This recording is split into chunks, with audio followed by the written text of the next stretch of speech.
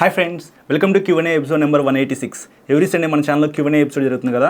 Last Sunday Q&A వీడియోలో ఏదైతే మీరు కామెంట్స్ చేశారో వాటిలో కొన్ని ఇంట్రెస్టింగ్ కామెంట్స్ అయితే పిక్ చేశాను. చాలా తక్కువ కామెంట్స్ అయితే ఉన్నాయన్నమాట. లాస్ట్లో మాట్లాడుకుందాం ఎందుకు తక్కువ కామెంట్స్ పిక్ చేశాను ఏంటని చెప్పేసి.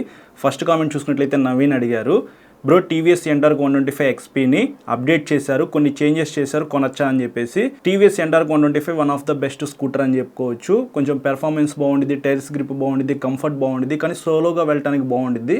బ్యాక్ సైడ్ పిలియన్ రైడర్తో లోకల్ వరకు మేనేజ్ చేయొచ్చు, కానీ లాంగ్ వెళ్ళడానికి అంతగా బాగోదన్నమాట. రైడర్ 125 ఏదైతే కన్సోల్ ఉందో ఆ కన్సోల్ అయితే ఇప్పుడు ఎంటార్క్ 125 XP వేరియంట్కి అయితే ఇచ్చారని చెప్పుకోవచ్చు. దానికి సంబంధించిన వీడియో కూడా ఆల్రెడీ మన ఛానల్లో అప్లోడ్ చేశాను.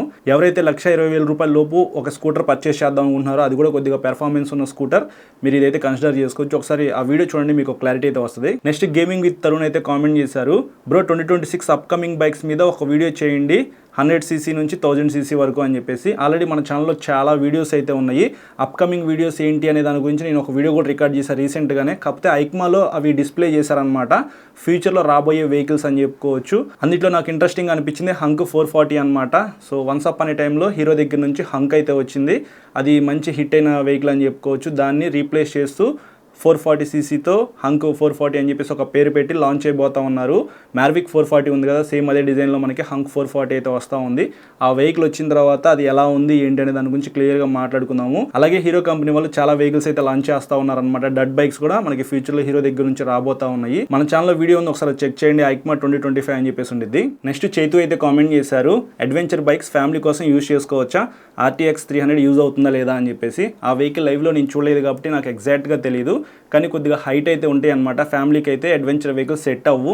బ్యాక్ సైడ్ పిలియన్ సీట్ కొద్దిగా పెద్దగా ఉందనుకోండి, లోకల్ వరకు మీరు మేనేజ్ చేయొచ్చు. మీకు RTX 300 నచ్చింది అనుకోండి, ఫస్ట్ షోరూమ్కి వెళ్ళి టెస్ట్ రైడ్ చేయండి.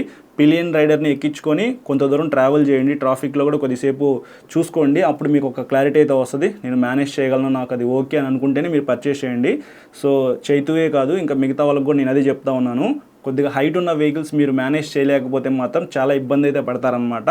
అన్ని చోట్ల రోడ్స్ అయితే బాగోవు, బ్యాడ్ రోడ్స్ అయితే వస్తుంటాయి. ఆ టైంలో కూడా మీరు మేనేజ్ చేయగలిగేలాగా ఉండే వెహికల్ అయితే పర్చేస్ చేయండి. మరీ ఎక్కువ వెయిట్ ఉందనుకోండి, మీరు మోయలేకపోతే మాత్రం ట్రాఫిక్లో చాలా బాగా ఇబ్బంది పడతారు. నెక్స్ట్ గంగాధర్ రావు అయితే కామెంట్ చేశారు, బ్రో టీవీఎస్లో 120cc కొత్త వెహికల్ రావచ్చా అని చెప్పేసి. నేను టీవీఎస్ షోరూమ్కి అయితే వెళ్ళాను ఎంటార్క్ 150 రివ్యూ చేయడానికి. రివ్యూ అంతా అయిపోయిన తర్వాత మేనేజర్స్తో కొద్దిసేపు మాట్లాడాను అనమాట. రైడర్ 125 డ్యూయల్ డిస్క్ వెహికల్ నాకు కావాలి, ఆ వెహికల్ తెప్పిస్తే నేను రివ్యూ చేస్తానని చెప్పేసి వాళ్ళని అయితే అడిగాను. ఒక 2-3 డేస్లో వెహికల్ వస్తుంది, రాగానే కాల్ చేస్తా అన్నారు. సో అట్లా డిస్కషన్ జరుగుతూ ఉంటే RTR 164V కూడా రివ్యూ చేయమని చెప్పారు. బ్లూ కలర్ అయితే ఉందంట. సో ఓకే, రివ్యూ చేస్తాను సార్ అని చెప్పాను. ఇంకోటి ఏం చెప్పారంటే, అపాచీ 164V ఉంది కదా, సేమ్ అట్లాంటి వెహికలే మనకి 125cc రావచ్చు, రైడర్ కాకుండా అన్నట్టుగా చెప్పారనమాట. అది ఎంతవరకు నిజమో నాకైతే తెలియదు. వాళ్ళకి ఇంటర్నల్గా కంపెనీ తరపు నుంచి న్యూస్ ఉన్నట్టుంది, మనకైతే తెలియదు అనమాట. సో మీరైతే నిజం అనుకోవద్దు. వెహికల్ లాంచ్ అయిన తర్వాత నేను మీకు ఎగ్జాక్ట్గా చెప్తాను 125cc అపాచీ వెహికల్ వస్తుందా, లేకపోతే రైడర్కి కాంపిటీషన్ ఇవ్వడానికి టీవీఎస్ కంపెనీ వాళ్ళు ఇంకొక వెహికల్ లాంచ్ చేస్తున్నారా లేదా అని చెప్పేసి. యాజ్ ఆఫ్ నౌ అయితే మీరు విన్నవి కానీ నాకు వాళ్ళు చెప్పింది కానీ అంతా రూమర్సే అనమాట. నెక్స్ట్ కళ్యాణ్ అయితే కామెంట్ చేశారు, TVS Raider 125 ABS bike review చేయండి బ్రో అని చెప్పేసి. ఇందాక మీకు ఆల్రెడీ చెప్పాను కదా బ్రో, నెక్స్ట్ వీక్లో వెహికల్ వస్తుందంట. ఎందుకంటే వెహికల్ వస్తుంది, ఎవరో ఒకరు బుక్ చేసేసుకుంటున్నారు, సేల్ చేసేస్తున్నారు అనమాట. ఎందుకంటే బ్యాక్ సైడ్ కూడా డిస్క్ బ్రేక్ ఉంది కాబట్టి బెటర్ బ్రేకింగ్ కోసం చాలామంది ఆ వెహికలే చూస్ చేసుకుంటూ ఉన్నారు. ABS కూడా ఇచ్చారు కాబట్టి ఫ్రెండ్స్ అయినా. సో వెహికల్ రాగానే నేను ఖచ్చితంగా మీకోసం రివ్యూ చేస్తాను. లాస్ట్ వీకే అప్లోడ్ చేయాల్సి ఉంది, కొద్దిగా లేట్ అయిందనమాట. ఎందుకంటే వెహికల్స్ లేవు, వస్తున్నాయి, సేల్ అయిపోతున్నాయి కాబట్టి లేట్ అవుతా ఉంది. ఖచ్చితంగా మీరు మన ఛానల్లో రైడర్ 125 డ్యూయల్ డిస్క్ వేరియంట్కి సంబంధించిన వీడియో అయితే చూస్తారు. ఫైనల్ కామెంట్ చూసుకున్నట్లయితే సత్యనారాయణ చేశారనమాట, టాటా బైక్స్ వస్తున్నాయంట కదా, అది ఎంతవరకు నిజం అని చెప్పేసి. సత్యనారాయణే కాదు, ఇంకా చాలామంది మెసేజ్ చేశారనమాట.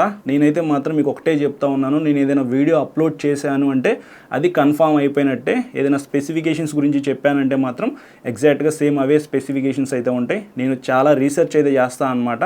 స్పెసిఫికేషన్స్ మీ అందరికీ అర్థమయ్యేలాగా ఎలా ఎక్స్ప్లెయిన్ చేయాలి, ఎంతవరకు చెప్పాలి, ఎంతవరకు కట్ చేయాలి అనే దాని గురించి మొత్తం నేను రీసెర్చ్ చేసుకుని మీకు వీడియో అయితే రికార్డ్ చేస్తాను. చాలా రూమర్స్ అయితే వస్తూ ఉంటాయి అనమాట, నేను మీకు అది చెప్పి కన్ఫ్యూజ్ చేయదలుచుకోలేదు. వెహికల్ వస్తే మాత్రం ఖచ్చితంగా మన ఛానల్లో మీరు వీడియో చూస్తారు. ఒక 4-5 డేస్ మేబీ లేట్ అవ్వచ్చేమో కానీ ఖచ్చితంగా మన ఛానల్లో వీడియో వస్తుంది. వీడియో వచ్చింది అనుకోండి, అది మీరు కన్ఫర్మ్ అయిపోవడమే. ఇంకా ఓకే బ్రో అప్లోడ్ చేశాడు కాబట్టి వెహికల్ అయితే వచ్చి ఉండొచ్చు అని చెప్పేసి. నేను వీడియో అప్లోడ్ చేశాను అంటే ఆల్మోస్ట్ అన్ని షోరూమ్స్కి కూడా వచ్చేస్తాయి అనమాట. ఎందుకంటే మాది టౌన్, సిటీ అయితే కాదు. టౌన్కే వెహికల్స్ వచ్చినాయి అంటే సిటీలోకి ఎప్పుడో వెహికల్స్ వచ్చి ఉంటాయి అనమాట. సో అది మీరు అర్థం చేసుకోవాలి.